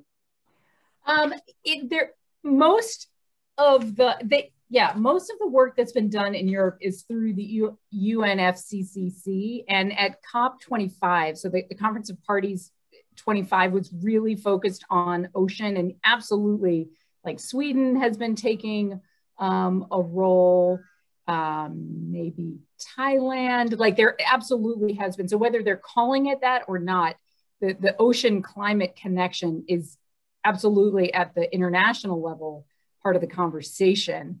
It definitely doesn't seem to be as much in the US. And I mean, I think part of it is it's already a pretty complex conversation. We were just talking about all the elements to it. I think that, again, from the ocean perspective, this idea of, but wait, we can't be having the conversations are happening, and we're missing these parts. I would also say, obviously, from the ocean perspective, that part of this also feels like, the ability to support economic development while maintaining the integrity of the environment. We don't want to leave oceans out of that because they're 70% of our, Earth's surface, and we need them and we rely on them. And so I think that's some of the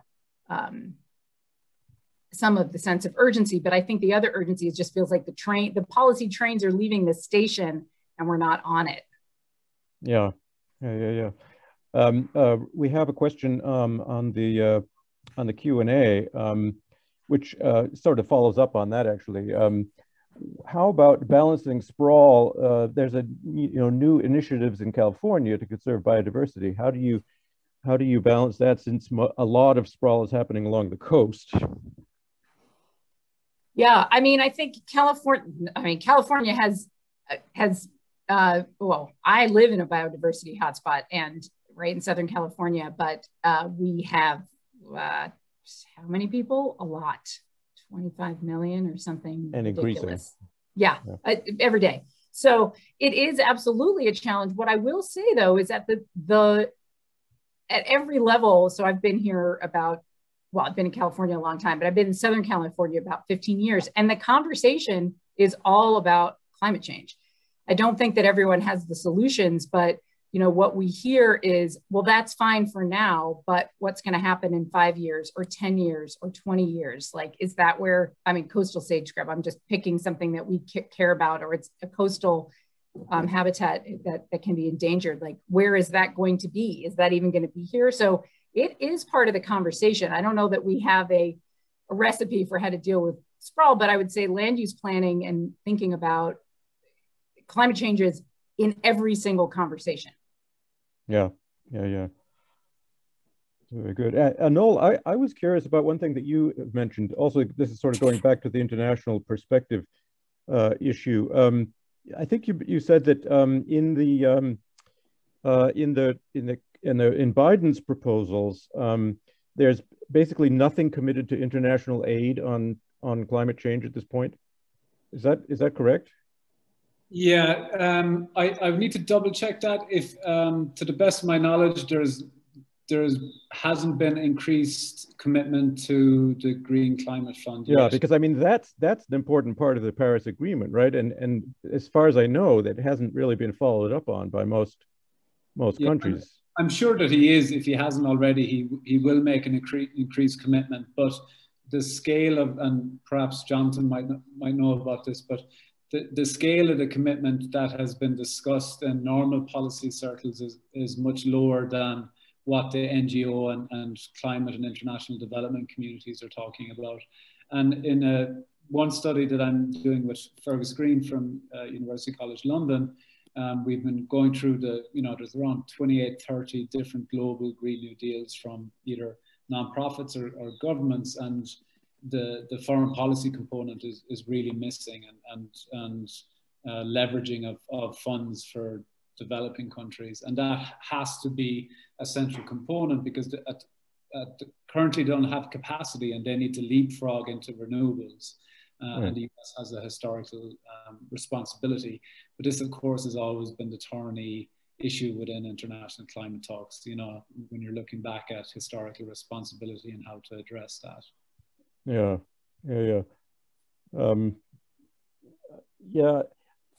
And sort of connected to that also, I don't know if this is maybe for Jonathan, a question that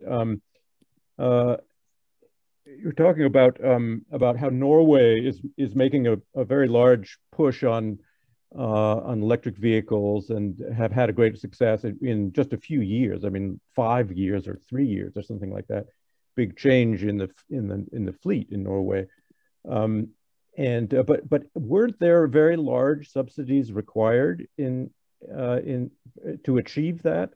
And if so, how does that mesh with that really interesting graph that you showed, where on the left-hand side we have a lot of progress without actually making a lot of upfront investments, but quite the reverse, that the benefits were upfront?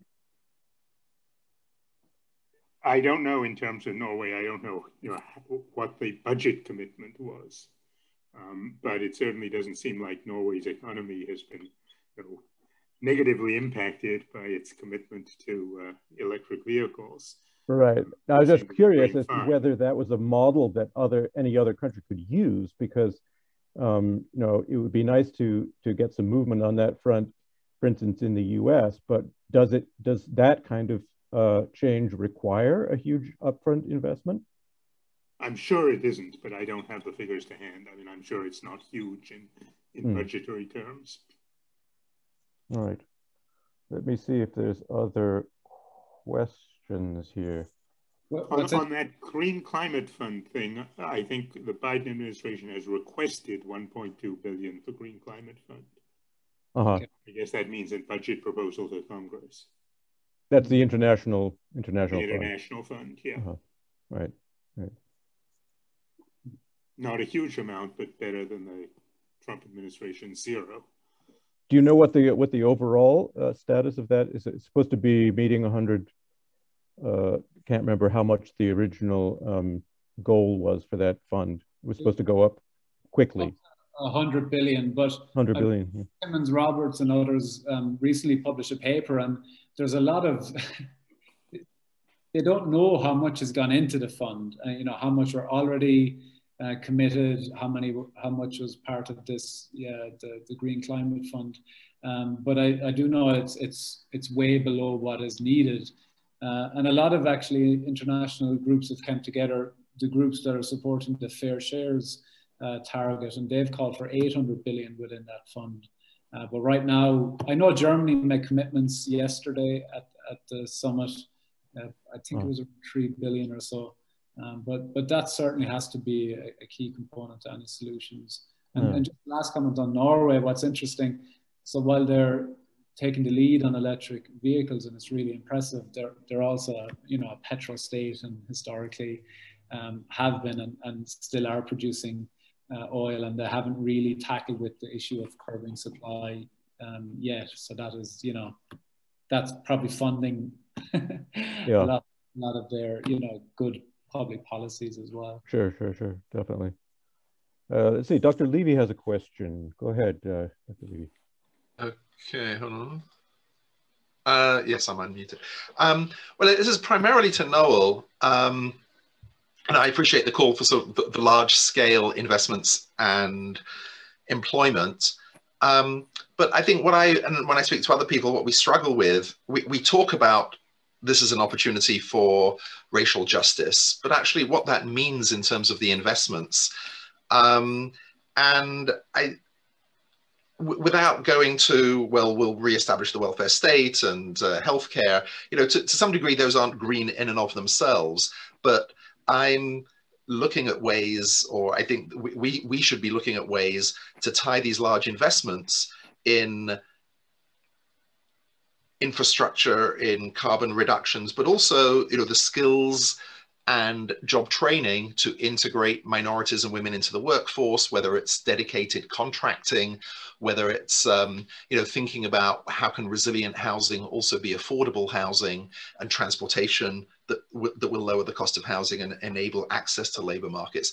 In other words, I think there's some more micro thinking that's needed to tie these large investments to some of the social goals and economic goals of reducing inequality. And I'm just wondering what you've seen around this, maybe others as well, but I know Noel's been maybe quite close to this.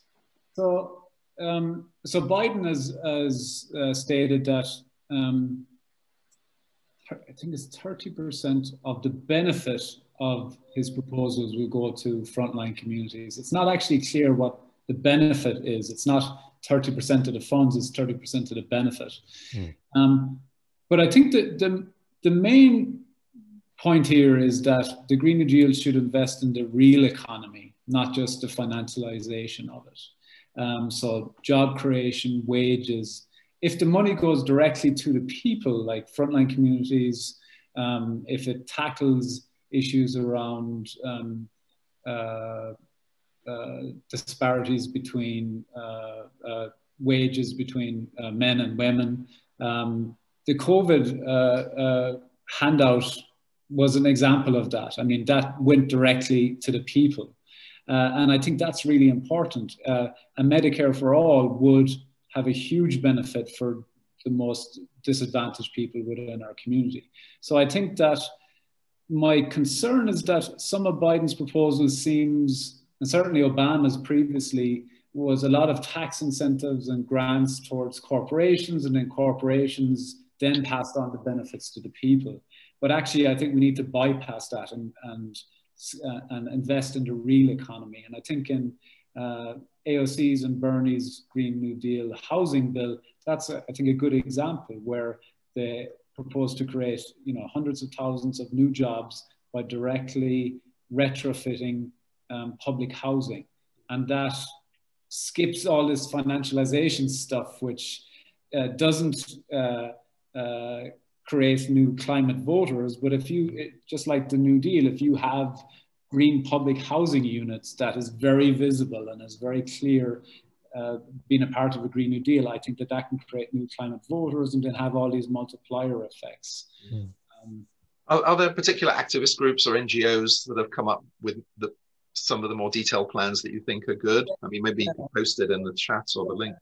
And I can add it in the chat as well. So at Penn State, so Daniel Aldana Cohen and colleagues at Penn State actually have I think they call it the Community Policy Green New Deal group. And they're actually a policy workshop that are handing policies around Green New Deal housing directly to senators, and that are part of AOC's and Bernie's recent proposal. So that's one example at Penn State that are doing a lot of really great work.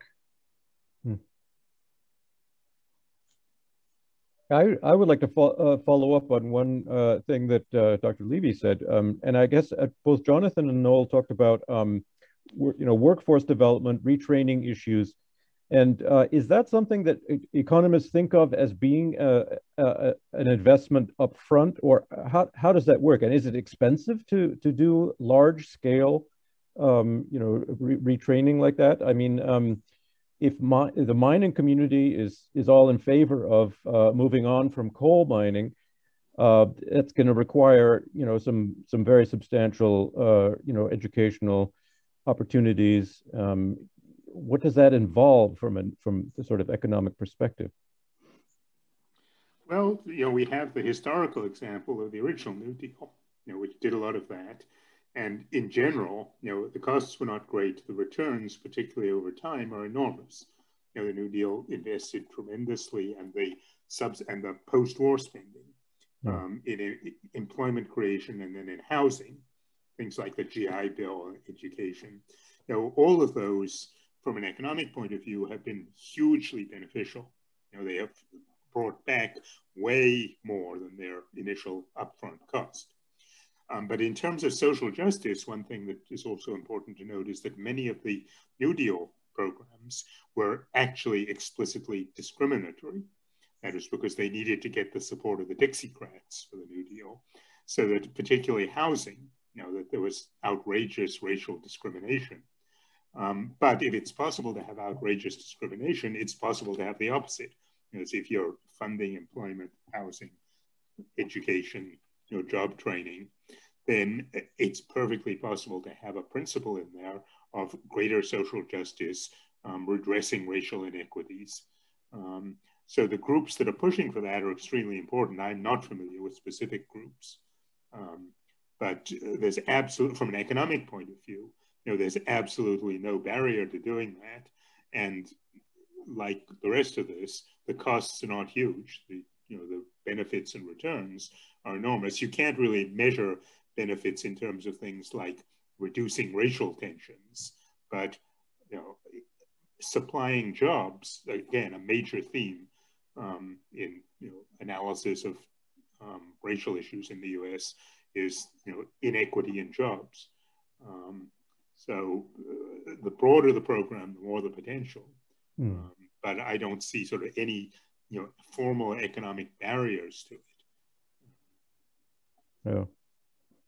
Interesting. I have one question, which I think will be the last. We're just running out of time, but I have a question from a student about plastics in the ocean. And I guess that's one thing that didn't get an explicit mention, but it certainly seems like an issue that connects the land to the ocean, doesn't it? And has there been any discussion of trying to ameliorate the situation in a Blue New Deal? That is a good question. There's certainly been a lot of attention on plastics, but I haven't seen it as much in that context. But here's an opportunity. There's no reason why it can't be, right? It is absolutely this manifestation of how the land is linked to the ocean, that all the plastic is coming from land. So, I haven't seen it yet, but it seems like a fantastic opportunity because the whole we'll clean up the ocean. It's not the ocean, right? It's like clean up the land. We have to get, these waste management systems fixed or less disposable products. Like all of this is a land-based problem. We just see the manifestation of it in the ocean. So I think it's another example of how we just need to tie these more closely related because it's the same idea of a broad solution set. It is a really serious problem that we have to solve, and we won't solve it, as an ocean problem alone. Yeah. Well, I think that's an example of something that we've been hearing a lot this afternoon, which is that the problems are complex, the solutions are complex, but they're definitely there. They're out there, and it sounds like many of them are just that we're not used to thinking in these terms, and if we can kind of create and push forward the public discussion, there's a lot to be hopeful about. Anyway, that's how I'm seeing it at the moment, and I hope you all are too. And to the audience, I hope everyone has benefited and enjoyed the afternoon. And we hope to see you again next semester. We'll have another Dimensions of Sustainability Symposium, probably in the beginning of December. That's when we usually have it in the fall semester. And I want to thank very much all of our speakers and our introducers as well. And so great to have you, and definitely learned a lot and lots of food for thought. Thank you all so much. Thank you. you. Thank you. Quickly, we could make our presentations available if people are interested. Oh, that would be fabulous. If you can send them to me, or you might just, I already have yours, Jonathan, but if you send them to me, and if people would be interested, they can check with me and I'll get them to you. That'd be great. Well, actually, there's some that I'd be interested in. It has a little copyright mark on it, but short of publishing it, you can do anything you want with it. Right. I'd be interested in seeing them myself, so that would be fabulous.